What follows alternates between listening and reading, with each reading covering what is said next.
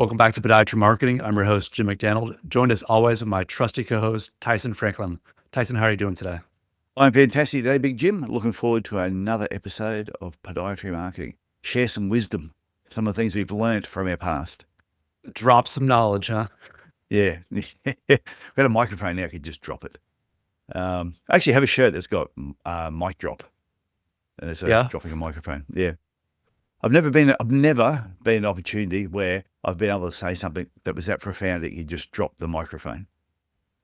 Yeah, I feel bad because most of the time when I use a microphone, it's not my microphone that I'm using. So like I wouldn't want to drop somebody else's microphone. So. I know, especially if it's an expensive one. So should we dive into today's topic? Yeah, let's jump in. So today, and we have touched on this slightly part of this earlier on, but today we're going to talk about how your reception design is killing or boosting patient flow. And most podiatrists, and in fact, I'd say most businesses in general, they don't associate their reception area with marketing at all. They just look at the reception, that it's a reception, but they don't realize that the reception area itself, it controls patient flow. It shapes the patient's first impression. So you could win or lose a patient really early just on what they experience when they approach the reception. And it influences how the entire clinic feels. So basically the reception area, I think, is your first marketing touch point. Yeah, definitely making that first impression, whether it's a greeting or the look and feel of the room. No, there's a lot there to unpack. So I'm excited to see where we take this today. Yeah, so most podiatrists think marketing ends when they place a Google ad or they do something on the website and the patient then makes an appointment. And they think that's marketing, but it doesn't. Marketing continues the moment they walk through the front door of your clinic. Your reception area is where expectations can either be confirmed or quietly fall apart. And if it feels chaotic, it's slow, it's unclear, patient's not sure what they should do or where they should go, they're not going to think, oh, they must just be having a busy day. First thing that's going to pop into their head is this place is disorganized, and those feelings stick for a long period of time. And that's what it was on episode 227 when I spoke about the happiness advantage, the marketing strategy you're not using. In that episode, we spoke about how patients feel. And when somebody gets a strong feeling on something, it takes a lot of work to actually change that feeling or to make them feel better. So if you missed that episode, go back to 227 and have a listen to it.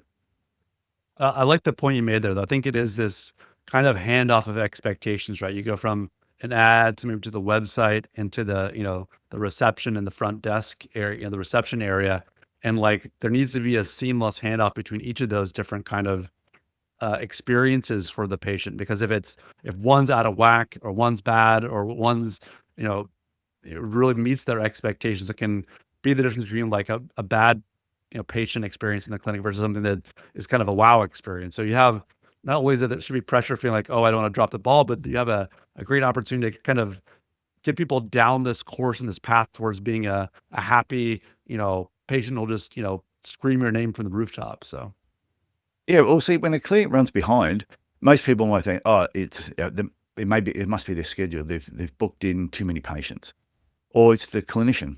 They obviously talk too much. That's why they're running behind. Or it must just be one of those days. But often the problem starts at the reception desk. Heaps of patients all arriving at the same time, and they have to wait. They're standing behind each other. They're like, look, my appointment's at 10 o'clock. I'm here at 10 o'clock, and now I have to wait 5 minutes. And they get these certain feelings, and now they're going to look at me that I was running behind. Or forms are being filled out at the last minute. You've arrived on time, and they hand you a form, go, oh, can you fill this in? It's only 57 questions. And you're like, my God, okay. Or payments just take longer than they should. They haven't got up-to-date payments process. And it creates friction, and it's the friction that actually kills patient flow. So recently, I mentioned last week that I'd had a bit of a back problem. So I had to see doctors, saw chiropractors, physiotherapists, MRIs, CT scans, had the works done. So I got to visit a lot of places. The MRI place we went to, we walked in and there was like massive reception desk. It was the second biggest reception desk I've ever seen. But there were like 4 receptions there, but they were all down in one corner. I went, okay, There's all this other space that's not being used. So I stand in line with about 4 other people, but all those 4 people were or the people in front of me and the receptionist was just intaking. I went, okay, so put my form in, got through pretty quickly, got the MRI done pretty great, which is good. Hated it. I'm claustrophobic, don't like being in there. Came out, but when I came out, I went, where do I pay? What am I supposed to do here? There's all this reception area. I thought it'd be in the spot where nobody was sitting. No, I had to get back in the same line of people who were waiting to just let them know that they were here. There were 13 people in front of me. So I had to wait for 13 people to be distributed to wherever they had to go before I could actually just pay my bill. That process it was about an extra 12 minutes. I had to stand there in line waiting for these people to get through, and then they were filling out the forms. That is annoying, especially when they've got a reception desk that is so big that could have had different areas. Should have just walked out, paid my bill, and basically walked out the door. Another example is the doctor's surgery I went to. Before I went and saw him, they sent me a text message. Can you fill in these forms so the doctor has an idea what you're coming in for? Went through it, filled in all the forms. Anyway, turn up, wait 45 minutes for the doctor because I just love waiting in reception areas. I sit down. He says, "So how can I help you today?" And I won't say what I thought, but I just went, "Hang on, your clinic made me fill in some forms beforehand. You haven't even looked at anything, and you're 45 minutes behind." So yes, I was grumpy on the inside, but I'm always polite. Yeah, definitely being in the shoes of the patient and kind of seeing some of these workflows from that perspective, it can be pretty enlightening and probably pretty frustrating at the same time. And like you said, put yourself in the patient's shoes. I say to podiatrists sometimes, stand outside your clinic or in your car park and then walk in like you've never been to your clinic before. Like pretend you know anything about it and just walk in. Do you know where to go immediately when you walk in? Do you feel acknowledged when you walked in? And is the process obvious and smooth? Because if there's any amount of hesitation, then there's a gap in your system somewhere. And I know some clinics, they won't have this problem because they might have a very small waiting room. And there's a small reception counter there. And there's one receptionist there twiddling her thumbs. That's if she's not on Facebook in between patients. But if you're a solo practitioner, if you don't have a receptionist and you're doing everything yourself, it has to be really clear where patients need to go, because as your clinic grows, it's going to get really, really important. Absolutely. Like if you don't have that, it can cause a real bottleneck and a real bad patient experience.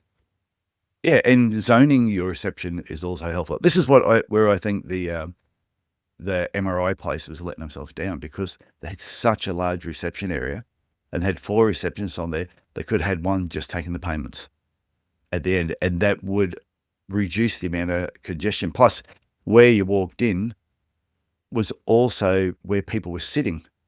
So, I'm standing there at the counter. I've almost got someone sniffing my butt. They were sitting that close behind me, and it was very awkward. So, have zones, have an arrival area. Your waiting area, make sure it doesn't encroach on where the patients are arriving, which was happening at this business. And then when people are departing, make sure it's really clear. If those zones blur, someone trying to pay, someone arriving, patients are sitting there, it gets congested, and patients need to know how to just move naturally through your clinic. Oh, that makes total sense. Just a good flow of folks. Like I said, everyone remaining comfortable. There's no one stiff in your butt. That definitely will lead to discomfort in 2 areas probably. So Yeah, have you ever been to business like that, where the chairs, the waiting chairs are so close to you, you're going, "I hope I don't pass wind," because if I do, they're copping it. No, that hasn't happened to you, Jim. I bet it has. Anyway, it's been a little so it's been a little while. so I always say, is your reception desk a barrier or a bridge? So I've seen reception desks that look like a fortress. They've almost got bars on the window and a moat going around it to keep you away from actually interacting. They're big, they're bulky. Sometimes they're too big for the space that they're in.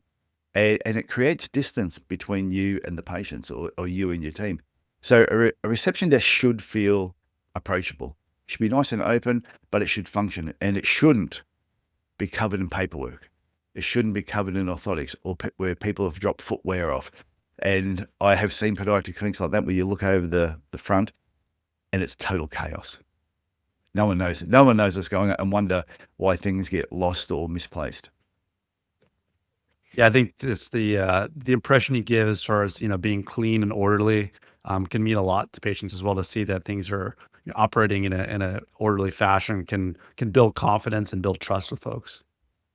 Yeah, and the next thing I want to touch on is just the seating. The seating, I think, matters more than what people think. If there's too much seating in an area, it's going to feel really crowded. And if there's too little seating, it causes stress because you walk in, you go, oh, there's not enough seats. Am I supposed to stand? Where am I supposed to stand? Musical And chairs. yeah, it's like that. But the real issue, it's just the layout. Some patients, if a patient has to squeeze past somebody else, or they have to stand awkwardly, or they're blocking the reception counter, your flow is already compromised. And think about the styles of the chair as well. Do you have with armrests or without? And recently, like I said, a few places that I've visited, I've had to go into some places and I've had to wait a certain amount of time. All the chairs that they had there had armrests, which are great if you need an armrest to pull yourself up. But I needed a chair where I could only sit one butt cheek on there and let the other one sort of hang off because my back was killing me so much. And none of the seats were really suitable for that. So I ended up standing up, which felt better than sitting down. So you might have a combination, some with armrests, some without armrests. But as soon as you have armrests, it does take up more room. So just be prepared for that. What's going to work best in your clinic so patients don't get in each other's way. No, that makes total sense. Like, have to make good use of the space because, like, yeah, if you don't want crowding and that uncomfortable having to pass somebody, or like you said, just like playing musical chairs can be a little tricky sometimes in a medical office. Yeah, and we've spoken about this in the past. I know you have on one of our episodes, but it's just using technology to speed things up.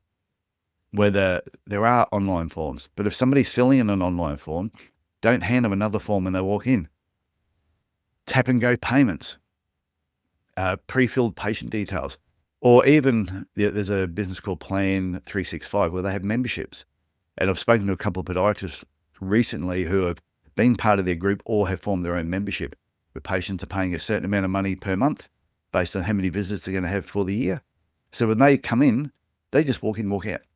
There's not even they just wave at the reception as they leave because everything's all been pre-organized. For some patients, that's going to be absolutely perfect, especially if there's no health insurance involved. But for others, that may not suit them. But the whole idea is try and come up with ways that just improve patient flow, that speeds up the process, getting them in, getting their treatment, and basically getting them out again. And remembering, if they do fill on those online forms, to take a look at them before you walk in the office and ask what brings people in today. So definitely, it's a really important small detail there. Yeah, definitely. If the information is there, please read it before the patient comes in so that you don't look like a bit of a Gumby. And so the important part with all this too is you don't need a full renovation. Sometimes just small changes can give really, can make a big impact. Some of the easiest improvements that I've seen is just moving the furniture around can be one of the best things. Decluttering your desk can make a huge difference to just how everything flows. I know even my own desk at home, when I actually do have it tidy and everything is where it's supposed to be, I will admit things do flow better. When things get a little bit cluttered, things start to get lost and you lose time when you're trying to do something. Adjusting signage in your clinic. Do you need to put some signage around the place that just gives people more information? And changing how patients are greeted, because simple changes, like I said, basically have the biggest impact. No, I think that's is really, really important. Like I said, just a small change in the space can make a big difference when it comes to traffic flow and just convenience and ease for patients to get around, and kind of know where to go before and after an appointment. So definitely, like, it doesn't have to be, like you said, a massive renovation. It could just be just changing things where they're at within that space. Yeah, and if your cleaning is feeling like it's running a little bit behind, look at your reception area first before you do anything else, because that's where your day begins and that's also where your day ends. And if that part isn't flowing properly, everything else will struggle. Every clinic I built or fitted out, other than my first one, because I had no idea what I was doing, but every one of my clinics started with where the reception area was first, and then the rest of the clinic was actually designed around that. And I learned that from experience. Whereas previously, you would be going, oh, how many consultation rooms are we going to have, and what's going to be the biomechanics room, and this is where the lab's going to be, and you're building all that, and you go, oh, and this is what we're left with reception. Where I spun it around and worked out this is what the reception is and how it's going to work and flow, and then all the rooms sort of were designed after that. So if you have the opportunity to design your own clinic, and the walls aren't pre-existing that you can't tear down, really think about where the reception is going to go first, and then flow everything off from there. That sounds like sound advice. I think it's really, really important, like you said, to have that good patient experience, and by having a reception that is comfortable, that builds trust with patients, it's a great way to. It just helps you provide great care and for patients to have a great experience. If you're listening to this and you're thinking, okay, maybe there are a few bottlenecks in my clinic, and you're not sure exactly how to fix them, that's exactly what I help podiatrists do. And if you want to know anything else about what I do in this area of podiatry, just go to my website, tysonfranklin.com. But sometimes it may be your marketing that is the problem. And if that's the case, like Google ads, reach out to Jim, and yours is podiatrygrowth.com, Jim. That's correct, Tyson. Yeah. Or you just have any questions in general, just reach out to us. We're always here to help. Couldn't agree more. Okay, that's all I had for this particular topic. And I hope everyone got something from that. And even just making one small change. Sometimes you might just look at the chairs and you can go, these are too big, too bulky. What I found happens a lot of the times is some people are they're concerned about the cash flow. So they might move from one location to another location, and they don't want to part with anything. So they bring all their old furniture and stuff with them, and they try to use it in the next clinic because they think it's going to save them money. But if a reception counter suited you in one place, doesn't mean it's going to suit you in the next place.